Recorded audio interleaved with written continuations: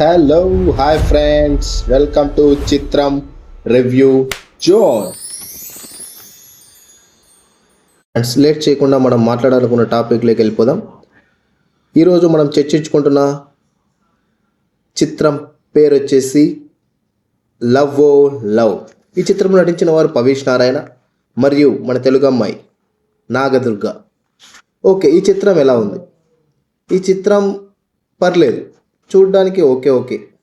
ఎందుకంటే డైరెక్టర్ అన్ని విషయాలు చెప్దామనుకొని ఏ విషయాన్ని సరిగ్గా చెప్పలేకపోయాడనేది నా అభిప్రాయం. ఎందుకంటే కొన్ని చోట్ల ఫ్యామిలీ సీన్స్ బాగానే ఉన్నాయనిపిస్తుంది, మరి చోట ఈ లవ్ సీన్స్ ఎందుకు అనిపిస్తుంది. టోటల్గా డైరెక్టర్ మనల్ని స్టోరీలోకి ఇన్వాల్వ్ చేయలేకపోయాడు.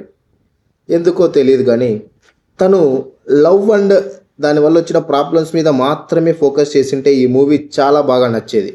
కాకపోతే డైరెక్టర్ మొత్తం అన్నిటినీ చూపించాలనుకోవడంలో పేరెంట్స్ ఎమోషన్, లవ్ డిఫికల్టీస్, మరియు వాడు పడే బాధలు, ఈ మనీ, ఇలా వాల్యూస్ ఇవన్నీ చెప్పాలి అనే ఉద్దేశంతో ఏది సరిగ్గా చెప్పలేకపోయాడని నా అభిప్రాయం.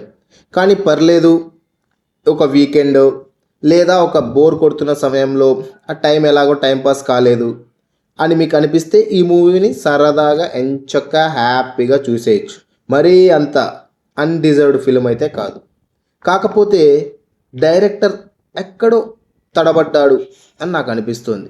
ఇవన్నీ అయినా పర్లేదు, మేము ఒక మూవీ చూసి జస్ట్ టైంపాస్ అవ్వాలి, చిల్ అవ్వాలంటే ఈ మూవీ ఎంచక్కా మీరు హ్యాపీగా చూసేయచ్చు. ఈ మూవీ ఎక్కడ ప్లే అవుతుందంటే ప్రైమ్లో అవైలబుల్గా ఉంది. నటీనటులేం బాగా నటించారు, కంపల్సరీ మీకు హెడ్ఏక్ అయితే రాదు.